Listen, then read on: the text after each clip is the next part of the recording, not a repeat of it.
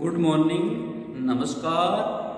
Gurugram degree college चक 5 BLM Shri Vijayanagar की इस online class में आपका स्वागत, हार्दिक अभिनंदन। मैं ओम प्रकाश मेहरा आज आपको बीए पार्ट फर्स्ट राजनीति विज्ञान के पेपर राजनीति विज्ञान के मूल आधार शीर्षक अंतर विषय उपागम या अंतर अनुशासनात्मक उपागम, अंतर विषय उपागम या फिर अंतर अनुशासनात्मक उपागम के टॉपिक राजनीति विज्ञान और अर्थशास्त्र का अध्ययन करेंगे। इससे पहले हमने अल्फ्रेड ग्रेजिया को पढ़ा।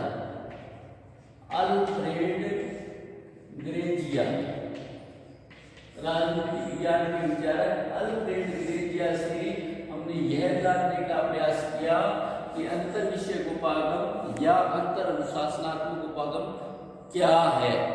फिर हमने अंतर विषय उपागम के बारे में पढ़ा। अंतर विषय या फिर अंतर अनुशासनात्मक उपागम का अर्थ व परिभाषा, फिर हमने अंतर विषय दृष्टिकोण की विचारधाराएं और दृष्टिकोण के बारे में पढ़ा। इसमें हमने 3 प्रकार की विचारधाराओं का उल्लेख किया। 3 प्रकार की विचारधाराएं कौन कौन सी थी? नंबर 1 परंपरावादी, नंबर 2 व्यवहारवादी, नंबर 3 मार्क्सवादी। इस प्रकार हमने परंपरागत अंतर विषय उपागम में अल्फ्रेड ग्रेजिया अंतर विषय दृष्टिकोण का अर्थ व परिभाषा, विचारधारा, और नंबर 3 हमने पढ़ा था अंतर विषय दृष्टिकोण के विकास के चरण का मतलब ये होता है, इसमें काल नहीं लिखा जाता। विकास के चरण का मतलब होता है किन राजनीतिक लेखकों की रचनाओं ने अंतर विषय दृष्टिकोण को स्पष्ट किया है, उसका विकास किया है। फिर हमारा नेक्स्ट विषय है राजनीति विज्ञान, जो मूल अंतर विषय दृष्टिकोण ये होता है, यानी किसी विषय का दूसरे विषय के साथ अध्ययन। राजनीति विज्ञान का अन्य समाज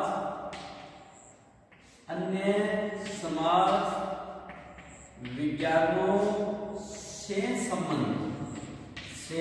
संबंध।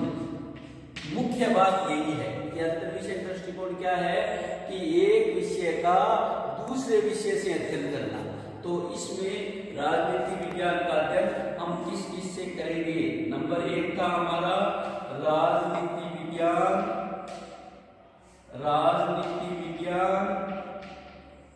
और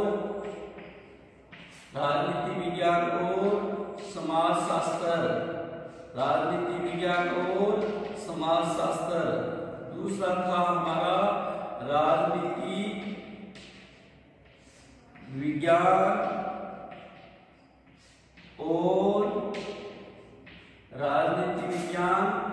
और इतिहास। तीसरा जो अध्ययन आज हमें करना है राजनीति विज्ञान और अर्थशास्त्र। राजनीति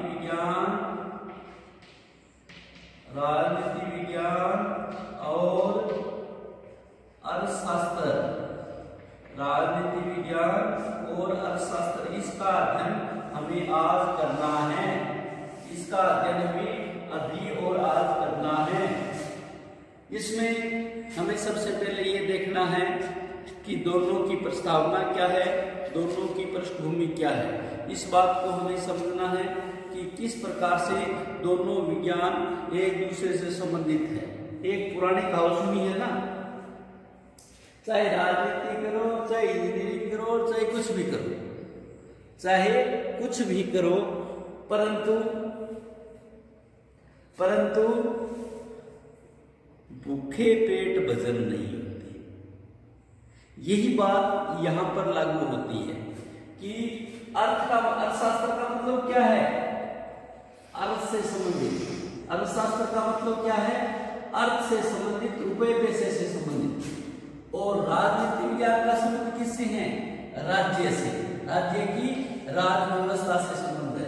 हम कुछ भी करें, कोई भी काम करें, सब कामों के लिए हमें अर्थ की आवश्यकता पड़ती है, हमें पैसे की आवश्यकता पड़ती है।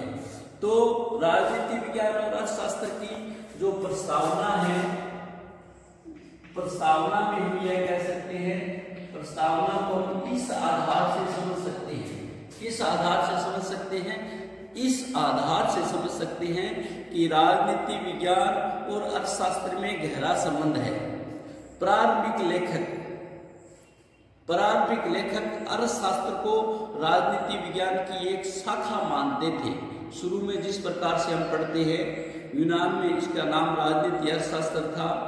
भारतीय विद्वान चाणक्य या कौटिल्य ने अपने अर्थशास्त्र की रचना की, उस अर्थशास्त्र में राजनीति संबंधी बातों का उल्लेख किया। इसी प्रकार अरस्तु ने जो राजनीति शास्त्र शुरू किया, तो अरस्तु ने अर्थ से राजनीति शास्त्र किया। लोक ने नागरिक प्रशासन का द्वितीय लेख लिखा, तो उसमें भी अर्थ को महत्वपूर्ण बात किया गया। इसलिए आजकल अर्थशास्त्र में सम्मिलित किया गया है, किंतु वर्तमान काल में विशेषीकरण का परिणाम आ गया है, स्पेशलाइजेशन का युग आ गया। स्पेशलाइजेशन का युग आने के कारण अर्थशास्त्र को अर्थशास्त्र को एक अलग समाज विज्ञान बना दिया और राजनीति विज्ञान को एक अर्थ समाज विज्ञान बना दिया। इस प्रस्तावना को समझने के लिए अर्थशास्त्री मासेल को समझना जरूरी है। अर्थशास्त्री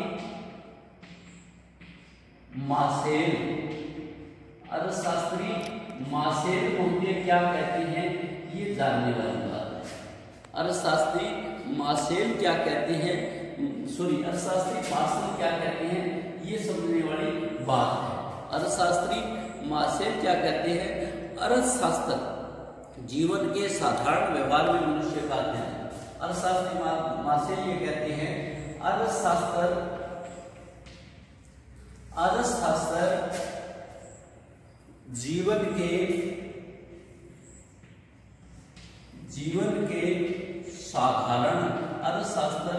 जीवन के साधारण व्यवहार में, अर्थशास्त्र जीवन के साधारण व्यवहार में मनुष्य का अध्ययन है। मनुष्य का अध्ययन है। मार्शल मोजे कहते हैं, अर्थशास्त्र जीवन में साधारण व्यवहार में मनुष्य का अध्ययन है। साधारण व्यवहार में तो रुपये पैसे वाला, यह व्यक्तिगत, यह मतलब अर्थशास्त्र, यह व्यक्तिगत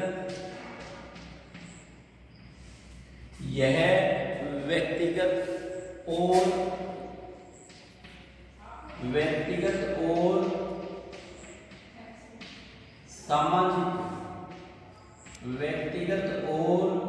सामाजिक कार्यों के उस भाग मतलब रुपये पैसे वाला, उस भाग का परीक्षण करता है, उस भाग का परीक्षण करता है,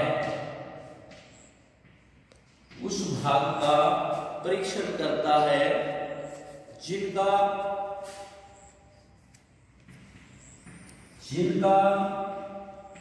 भौतिक, इस दुनिया में जो अर्थ से संबंधित भौतिक संसाधन है, भौतिक पदार्थ है, भौतिक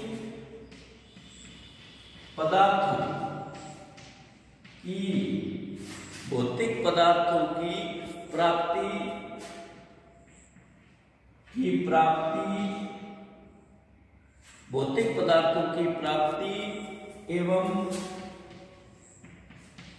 उनके प्रयोग के साथ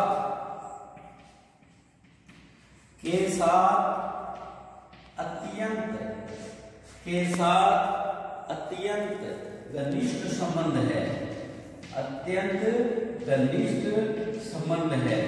ये बात कौन कहते हैं? मार्शल मोजे कहते हैं। मार्शल मोजे कहते हैं विभाग का अध्ययन है, उस विभाग का अध्ययन है जिसमें व्यक्तिगत और सामाजिक कार्यों में जो भौतिक पदार्थों की प्राप्ति होती है उनका प्रयोग किया जाता है। ये अर्थशास्त्र के अध्ययन से संबंधित है। अर्थशास्त्र द्वारा ज्ञान का एक पृथक शाखा में रूप ग्रहण कर लेने, अर्थशास्त्र और राजनीति विज्ञान परस्पर संबंधित है। इसके अध्ययन को निम्न बातों में शामिल किया जाता है। दोनों संबंधित है या दोनों के समान उद्देश्य क्या है? नेक्स्ट पॉइंट हमारा समान उद्देश्य। दोनों के समान उद्देश्य क्या है? दोनों के समान उद्देश्य किन किन दोनों के? राजनीति विज्ञान और अर्थशास्त्र के। दोनों विज्ञानों का उद्देश्य मानव कल्याण। देखो, दोनों विज्ञानों का उद्देश्य क्या है? मानव कल्याण। मानव कल्याण। अब मानव कल्याण, राजनीति किस प्रकार का मानव कल्याण करता है? राजनीति का मानव कल्याण करता है। राजनीति राजनीतिक संबंध से कल्याण करता है। और अर्थशास्त्र किसका मानव कल्याण करता है? अर्थ से संबंधित मानव कल्याण करता है। मनुष्य के आर्थिक कल्याण की सिद्धि, मनुष्य के आर्थिक कल्याण की सिद्धि, अराजकता और आर्थिक कल्याण की स्थिति अराजकता और अशांति के वातावरण में नहीं हो पाती। अगर आदमी अपना आर्थिक कल्याण करता है, अराजकता है, अशांति है, तो ये संभव नहीं है। इसलिए शांति और व्यवस्था की स्थापना करना राज्य का काम है। अगर शांति और व्यवस्था स्थापित होगी तो ही व्यक्ति आर्थिक उद्देश्य प्राप्त करेगा। इसलिए मुख्य दोनों में समानता है, मानव कल्याण है। राजनीतिक विज्ञान राजनीतिक कल्याण की बात करता है, अर्थशास्त्र अर्थ की कल्याण की बात करता है। अगर अशांति और अराजकता है तो आदमी आर्थिक उद्देश्य प्राप्त नहीं कर सकता।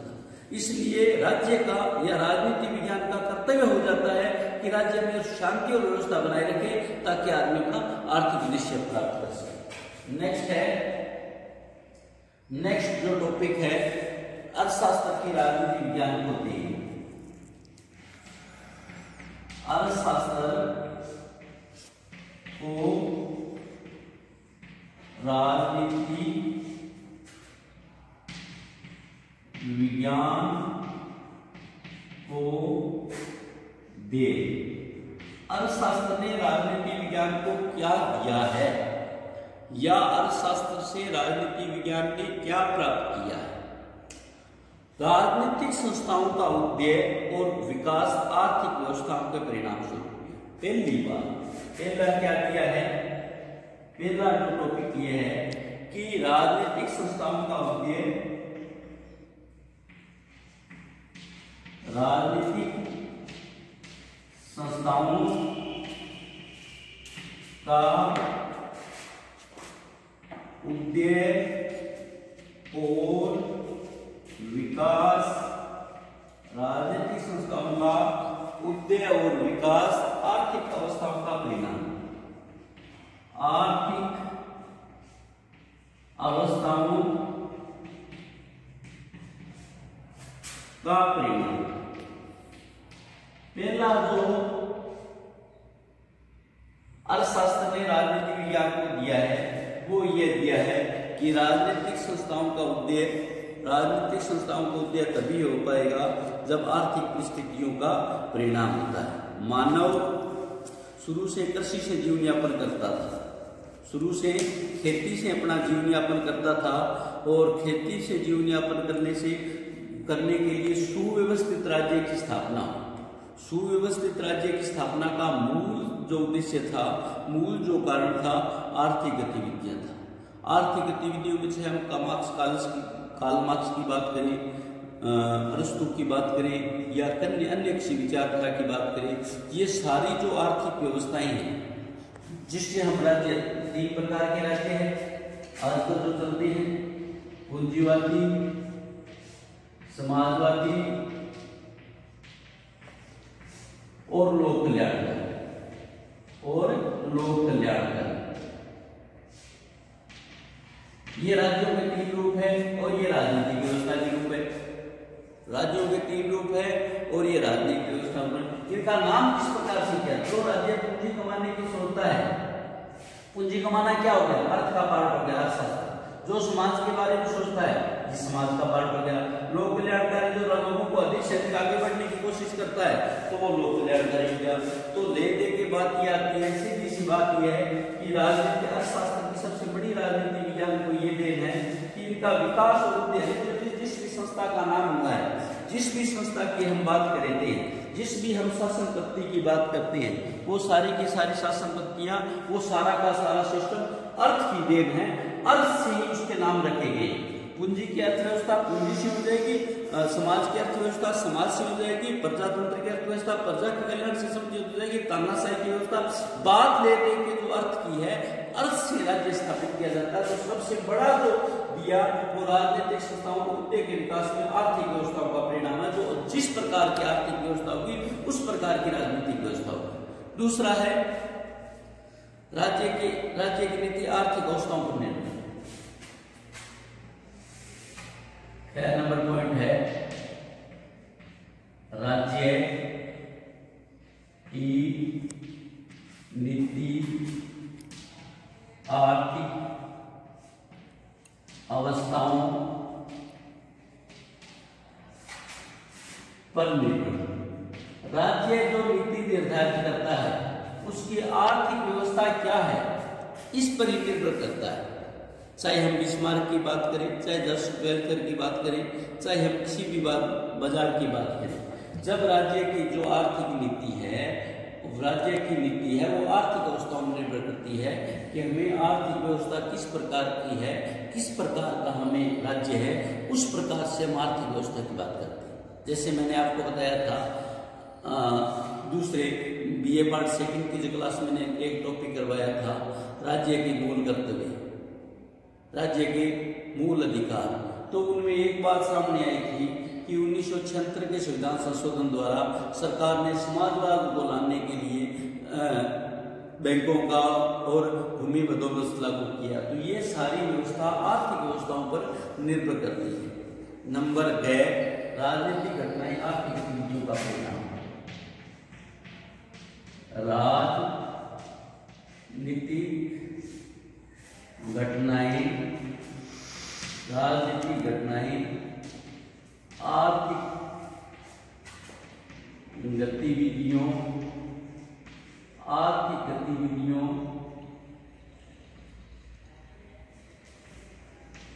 राजनीतिक घटनाएं आर्थिक गतिविधियों के परिणाम स्वरूप जितनी भी राजनीतिक घटनाएं आज तक विश्व में हुई वो सारी की सारी राजनीतिक घटनाएं आर्थिक गतिविधियों के परिणाम स्वरूप हुई। 1935 में जब स्पेन में गणतंत्र सरकार ने श्रमिकों के हित में कानून बनाने का प्रयास किया, 1935 में जब गणतंत्रीय सरकार ने फ्रांस में श्रमिकों के लिए कानून बनाने का कार्य किया, तो वहाँ के बड़े वर्ग, चर्च के पादरी, उन सब लोगों ने विरोध कर दिया। मुसोलिनी ने भी जब सत्ता परिवर्तन किया तो यही कारण रहा। 1930 में जब विश्वव्यापी मंदी हुई तो हिटलर हावी हुए, वो भी इसी कारण हुए। सरकार की कोई जो व्यवस्था है, साम्यवाद है, समाजवाद है, जैसी विचारधाराएं हैं, वो सारी की सारी विचारधाराएं, सारी की सारी प्रक्रियाएं आर्थिक गतिविधियों के परिणाम स्वरूप थी। एक बात हमने और देखी, 19वीं सदी में विश्व में 18वीं सदी में औद्योगिक क्रांति हुई। औद्योगिक क्रांति हुई तो उद्योगों के लिए कच्चा माल की टेक्निकल लोगों के पास नहीं थी, इसलिए उद्योग माल को प्राप्त करने के लिए उपनिवेशवाद का जन्म हुआ और उपनिवेशवाद से विश्व के देश दूसरे देशों के गुलाम हो गए। ले दे के जो हमारी सारी राजनीतिक घटनाएं, हम कोई भी राजनीतिक घटनाएं करते हैं, वो सारी की सारी घटनाएं, जितनी भी घटना हुई है वो आर्थिक गतिविधियों के परिणाम से हुई है। उनका मुख्य जो कारण है वो आर्थिक गतिविधि। नेक्स्ट है राजनीति विज्ञान की अर्थशास्त्र को दे। राजनीति विज्ञान ने अर्थशास्त्र को क्या दिया है, क्या उसकी देन है, इस बारे में हम अध्ययन करेंगे। नंबर 6 आर्थिक व्यवस्था प्रशासनिक स्तर पर निर्भर। आर्थिक व्यवस्था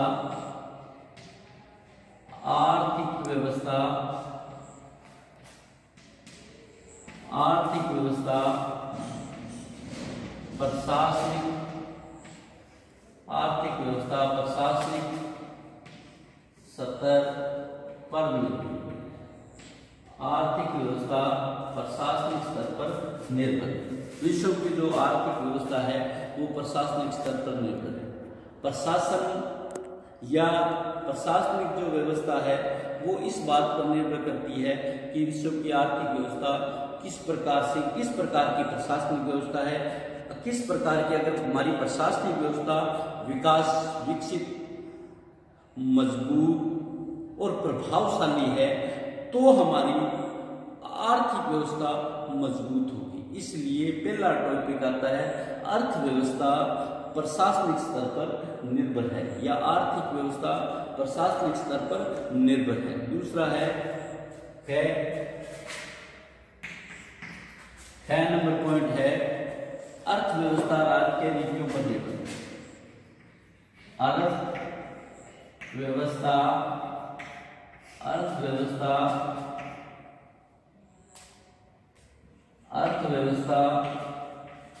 राजकीय नीतियों पर निर्भर, अर्थव्यवस्था राजकीय नीतियों पर निर्भर। विश्व की जो अर्थव्यवस्था है वो शासन तंत्र की नीतियों पर प्रभावित करती है। धन का विनिमय कैसे करना है, वस्तुओं का उत्पादन कैसे करना है, उनका करारोपण कैसे करना है, विदेशी मुद्रा किस प्रकार से आ सकती है, आयात निर्यात कैसे हो सकता है, ये सब समस्त व्यवस्था है। ये समस्त व्यवस्था देश के अर्थ को प्रभावित करती है। तत्कालीन शासन दल भारतीय राष्ट्रीय कांग्रेस द्वारा भारत में समाजवादी ढांचे को रूप दिया गया। समाजवादी ढांचे को रूप देने के लिए जैसा मैंने शुरू में बताया ये सरकार की नीति थी, राजनीतिक व्यवस्था की नीति थी। समाजवादी ढांचा का विकास लेकर भूमि का बंदोबस्त किया गया, बैंकों का राष्ट्रीयकरण किया गया, राजाओं को जो प्रीवियस दी जाती थी, पेंशन दी जाती थी, उसका उन्मूलन किया गया। शासन द्वारा बड़े रूप में गेहूं का अधिग्रहण किया गया, आदि कदम उठाए गए। शहरी संपत्ति का सीमाकरण किया गया। आर्थिक उन्नति न हो सकने का प्रमुख कारण ब्रिटिश में भारत का साम्राज्यवाद था। इस प्रकार अर्थव्यवस्था पर प्रभावित पड़ता है। वह है युद्ध का प्रभाव।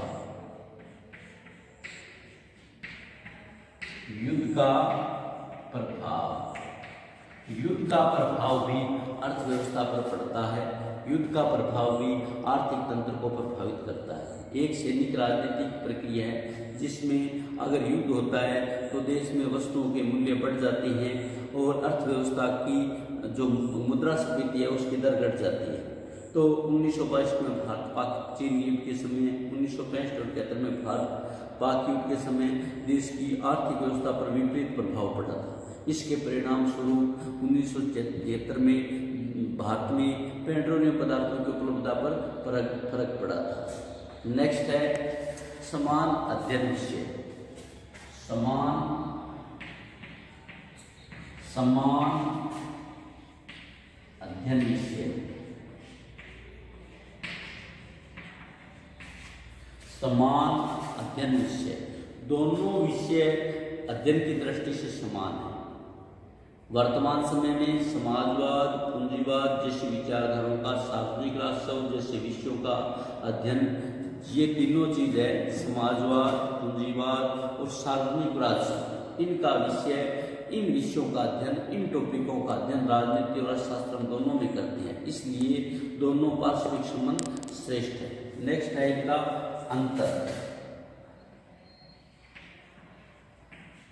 इनका अंतर, किनका अंतर? राजनीति विज्ञान और अर्थशास्त्र का। राजनीति विज्ञान और अर्थशास्त्र के अंतर की बात करते हैं। नंबर 1 आता है अध्ययन क्षेत्र की दृष्टि से। नंबर 1 आता है हमारा अध्ययन क्षेत्र की दृष्टि से। दोनों का अध्ययन क्षेत्र कौन कौन सा है? दोनों के अध्ययन क्षेत्र अलग अलग है। अध्ययन क्षेत्र की दृष्टि से कैसे दोनों का अध्ययन क्षेत्र अलग है? राजनीति विज्ञान का अध्ययन क्षेत्र राज्य व्यवस्था है, राजनीति विज्ञान का अध्ययन क्षेत्र राज्य या राज्य व्यवस्था है, और जो इसमें राज्य और व्यक्तियों के पारस्परिक संबंधों में समस्याओं का अध्ययन किया जाता है। इसके विपरीत अर्थशास्त्र का अध्ययन मुख्य विषय धन है और इसका अंतर ब्राइन ने बताया है। अर्थशास्त्र का संबंध वस्तुओं से होता है और राजनीति विज्ञान का संबंध व्यक्तियों से। एक कीमतों का अध्ययन करता है, दूसरे विजयों का अध्ययन करता है।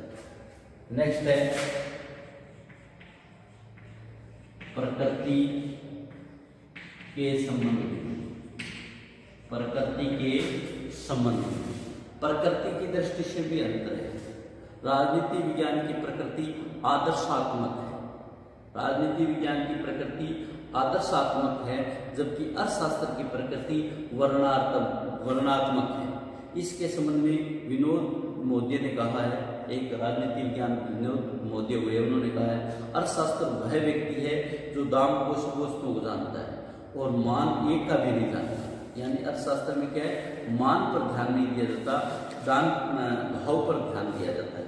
तो अंतर इनकी दो दृष्टि से। एक बात पुनः देख लीजिए, बी ए पार्ट फर्स्ट राजनीति विज्ञान, पेपर राजनीति विज्ञान के मूल आधार शीर्षक अंतर विषय दृष्टिकोण, जिसमें हम बात करेंगे राजनीति विज्ञान और अर्थशास्त्र। राजनीति विज्ञान और अर्थशास्त्र विषय दृष्टिकोण अर्थव्यवस्था को पहले पढ़ लिया था, फिर हमने अंतर विषय को भागों की अर्थ परिभाषा देख ली थी, फिर हमने विचारधारा का पढ़ लिया था, फिर विकास के चरण का विकास कैसे हुआ, फिर राजनीति विज्ञान का अन्य समाज विज्ञानों से संबंधित। इसमें हमने दो चीजें पूर्व में पढ़ ली थी, राजनीति विज्ञान और समाजशास्त्र, राजनीति विज्ञान और इतिहास। आज हमें पढ़ना है राजनीति विज्ञान और अर्थशास्त्र। अर्थशास्त्र के बारे में समझने के लिए अर्थशास्त्री मार्शल मोदी ने कहा है कि अर्थशास्त्र जीवन के साधारण व्यवहार से मनुष्य का अध्ययन है।